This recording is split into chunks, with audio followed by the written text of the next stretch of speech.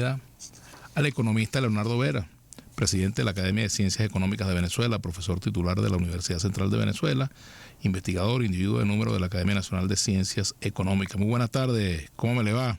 Buenas tardes, Vladimir, ¿cómo estás? Un gusto saludarte a ti y a quienes te escuchan. Igualmente, gracias por atendernos. Bueno, ya estamos cerrando este año, estamos corriendo ya la primera mitad del cuarto trimestre, ¿no? Y, así es. Bueno, vamos a hacer un balance de lo que ha sido este año y particularmente este último trimestre de 2024, un año bastante complicado de todo punto de vista. Bueno, recuerda que cualquier balance debe ser sostenido así es. Con datos, ¿no? Y uno de los problemas que tenemos todos los que hacemos análisis sobre la situación económica del país es que carecemos de información estadística oficial por donde pasemos, por las estadísticas fiscales, las estadísticas monetarias de balanza de pago, de inversión extranjera directa, por las estadísticas de empleo, de salario, indicadores sociales, por donde tú te metas vas a encontrar destrucción. De lo que nos enteramos la semana pasada, que incluso el Ministerio de Agricultura y Tierra se había eliminado la Dirección de Estadísticas, o sea que ya ni estadísticas agrícolas levantamos. Caramba, entonces, bueno, de lo que uno te puede hablar y de lo que te puede hablar cualquier analista en Venezuela es del esfuerzo que están haciendo algunas organizaciones no gubernamentales, el esfuerzo que hacen algunas asociaciones privadas, por ejemplo en el caso de las estadísticas agrícolas, el esfuerzo que está haciendo Fedeagro, etcétera, ¿no? Entonces, con todo esto lo que quiero es darte un marco para que tu oyente entienda que hacer un análisis sin buena información estadística oficial siempre es hacer un análisis un poco en el vacío. Pero lo que sí sabemos es que hubo muy buena actividad económica en el primer semestre del año.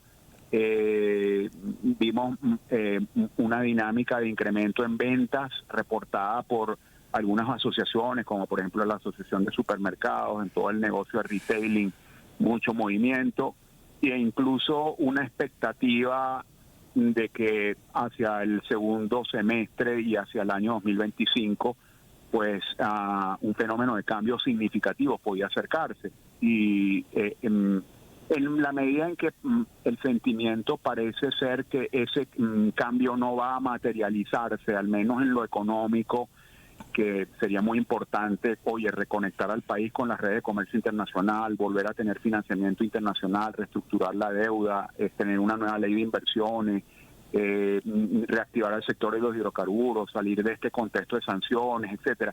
Esa expectativa, en la medida en que no se materializa, pues obviamente tiene un efecto sobre la inversión, tiene un efecto sobre el comportamiento de la demanda y en definitiva lo que vemos entonces en esta última parte del año es que pareciera haber un enfriamiento. De hecho, mucha gente te comenta un poco anecdóticamente que mucha gente metida en el retailing, en el negocio de comercio, digamos lo que le da la cara al público, ¿no? Comercio, te dice que las ventas han disminuido, que todo está flojo en este final de año. Así que eso es lo que yo podría comentarte, que es más o menos lo que recojo. Como te digo, en un contexto muy difícil, donde el peligro que tenemos como país es de perder el Sistema Nacional de Estadística, ¿no? Todo lo que ¿Y el Instituto Nacional de Estadística? ¿Qué pasa con el INE? No, eso está inoperativo. Eso es como que no existiera. Igual el Banco Central publica muy poco, solo estadísticas monetarias, tiene una página web muy pobre. Cuando tú la comparas con la información estadística que publica el Banco de la República en Colombia o en cualquier país suramericano, da vergüenza, pues. Las estadísticas fiscales desaparecidas, el PODE, información estadística sobre petróleo en Venezuela, desaparecido, descontinuado. Y bueno, podríamos hacer un programa completo para que conocieras este desierto informativo sobre el cual estamos haciendo análisis los analistas en Venezuela. Ajá, pero hay valores que sí están, digamos, a la vista, por ejemplo, el comportamiento del dólar o el bolívar con respecto al dólar, la cotización, la inflación. Sobre eso se puede hablar, ¿verdad? Con alguna Sobre eso se puede hablar.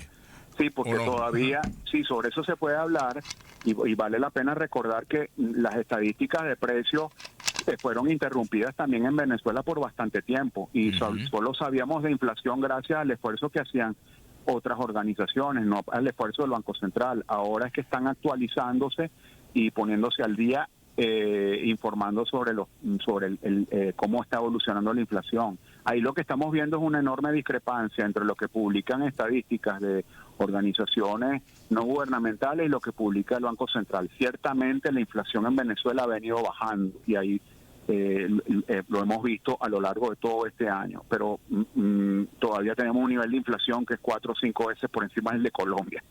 Entonces, digamos, somos un país caro, Vladimir.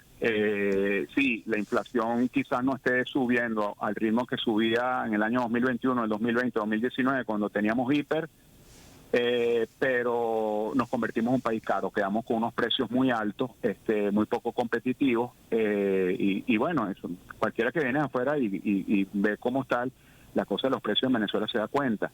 Ahora, ¿qué tenemos? Una situación cambiaria que genera mucha angustia, sobre todo para el cliente, o sea, para quien va a comprar, quien está demandando productos, como para que también lo está vendiendo.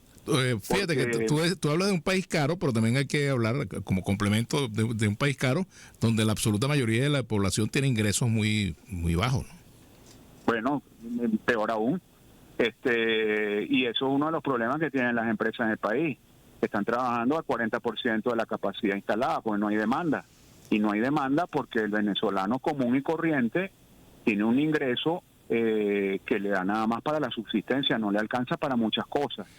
Entonces tiene una economía, digamos, con un ingreso per cápita bastante bajo, de los más bajos que hay hoy día en América Latina. Una realidad muy diferente a la que tuvo décadas atrás, ¿no?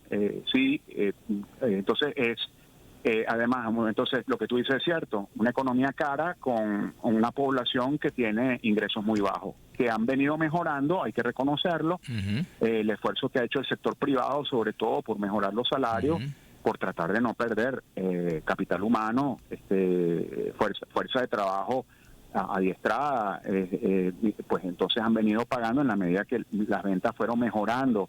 2022, 2023 hubo mejoría en la actividad económica, pues también vimos mejoría en los salarios, pero todavía estamos muy rezagados con respecto a otros países del continente. Y del sector público, de los asalariados del sector público, no te hablo porque, bueno, ya creo que todos conocemos cuál es la realidad y pues un congelamiento de más de 3 años en todas las escalas salariales, que bueno, está descapitalizando pues al sector público en Venezuela.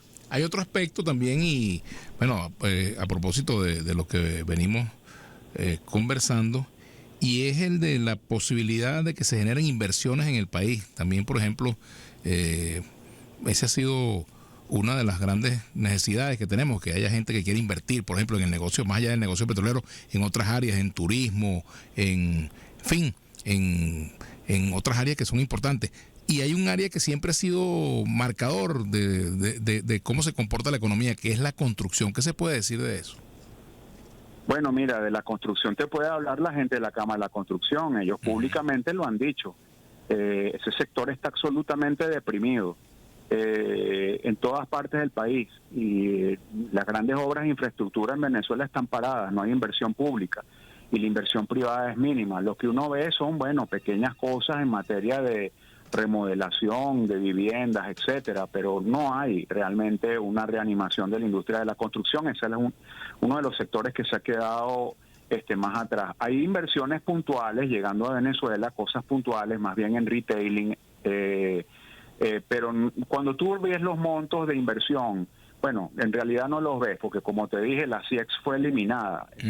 La superintendencia que recogía las estadísticas de inversión extranjera en Venezuela, pero tenemos información de espejo, es decir, que proviene de otros países, y con eso podemos ver que Venezuela es al lado de lo que, por ejemplo, está captando Perú, Colombia, bueno, ni que hablar, ni que compararnos con México y Brasil, porque esos, digamos, son dos colosos en materia de captación, pero en República Dominicana, en el Caribe, captando unas inversiones impresionantes. Entonces, realmente estamos en pañales.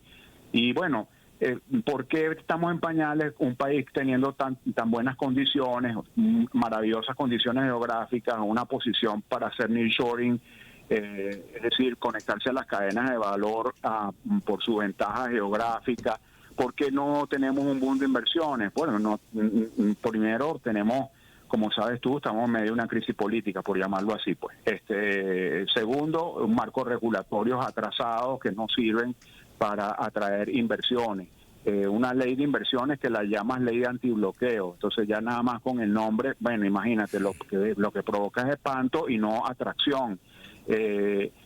Por otro lado, una economía que crece un año, otro año no crece, entonces el que se va a meter dice, bueno, me meto y cuando me meta a lo mejor le está yendo mal, ahorita le está yendo bien, es decir, esa volatilidad no es un clima propicio para las inversiones. Entonces, me gustaría decir una cosa diferente, pero esa es la realidad sobre la cual pone la vista el inversionista internacional o el inversionista nacional que está interesado. El 10 de enero potencial. El 10 de enero puede significar, estamos conversando con el economista Leonardo Vera, presidente de la Academia de Ciencias Económicas de Venezuela, profesor titular de la UCB. El 10 de enero puede tener implicaciones en el ámbito económico. Mira, me remito a una encuesta, a un estudio de campo, no voy a decir la encuestadora, pero es una encuestadora seria en Venezuela, que en algún momento, antes de las elecciones del 28 de julio, le preguntaba a sus encuestados sobre el deseo de cambio. Y, oye, era abrumadora la respuesta diciendo, queremos cambio. Entonces, para responder tu pregunta, si el 3 de enero significa una materialización de ese cambio que reclama la gran mayoría de los venezolanos, al menos así lo dicen estas encuestas, entonces, bueno, mira, le irá de una manera maravillosa al país, porque este es un país que tiene condiciones en donde todo está por hacerse, y incluso en donde el brinco tecnológico, no tenemos que hacer toda la ruta tecnológica, sino que podemos hacer un brinco tecnológico del enorme estado de atraso que tenemos hacia las nuevas tecnologías prácticamente de la noche a la mañana. Bueno, caramba, de verdad muchas gracias. Vamos a ver cuál es el panorama que en verdad se concreta de aquí a allá. Falta tiempo todavía. Sí. Muchas gracias por acompañarnos. Y ojalá el año que viene sea un mejor año desde el punto de vista económico. Ojalá que se... Así lo esperamos todos. Un abrazo. Gracias al profesor Leonardo Vera, economista, presidente de la Academia de Ciencias Económicas de Venezuela, profesor titular de la UCB y además individuo de número de la Academia Nacional de Ciencias Económicas. Bueno, pero antes de irnos a la pausa,